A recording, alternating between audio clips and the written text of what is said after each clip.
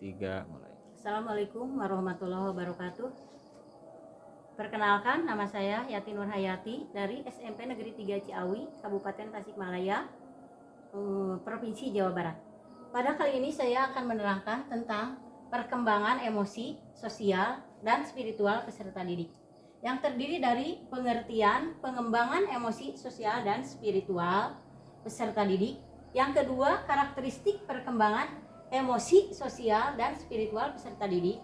Yang ketiga, faktor yang mempengaruhi perkembangan emosi, sosial, dan spiritual peserta didik. Dan yang keempat yaitu implikasi perkembangan emosi, sosial, dan spiritual peserta didik. Yang pertama yaitu pengertian perkembangan emosi, sosial, dan spiritual peserta didik.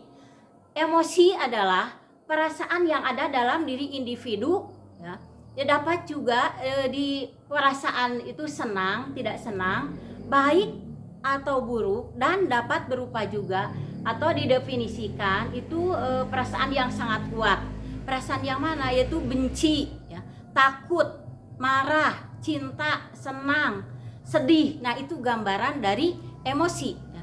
Nah, kemudian apa yang fungsi dari emosi itu? Yaitu emosi emosi terhadap perkembangan anak, yaitu antara lain merupakan bentuk karakteristik anak yang dapat menyatakan perasaan anak tersebut. Apabila anak itu menangis, maka lingkungan akan menyebutkan bahwa anak itu cengeng. Nah, itu. Yang kedua yaitu karakteristik perkembangan emosi, sosial, dan spiritual. Perkembangan emosi sosial, emosional anak memiliki keterkaitan yaitu dengan aspek perkembangan lainnya, baik fisik maupun mental. Nah, yang ketiga yaitu faktor yang mempengaruhi perkembangan emosi sosial, spiritual, dan peserta didik. Faktornya apa? Adapun faktor yaitu yang menyebabkan perkembangan emosi anak, yang pertama yaitu pengaruh keadaan individu itu sendiri, ya. Kemudian faktor lingkungan.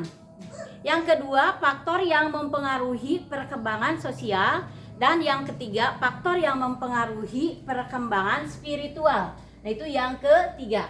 Yang keempat yaitu implikasi perkembangan emosi, sosial, dan spiritual peserta didik.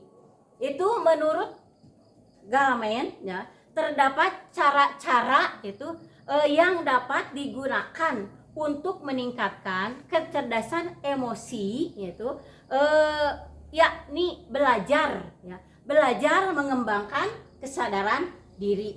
Nah, mungkin hanya itu yang dapat saya sampaikan mengenai perkembangan emosi, sosial, dan spiritual peserta didik.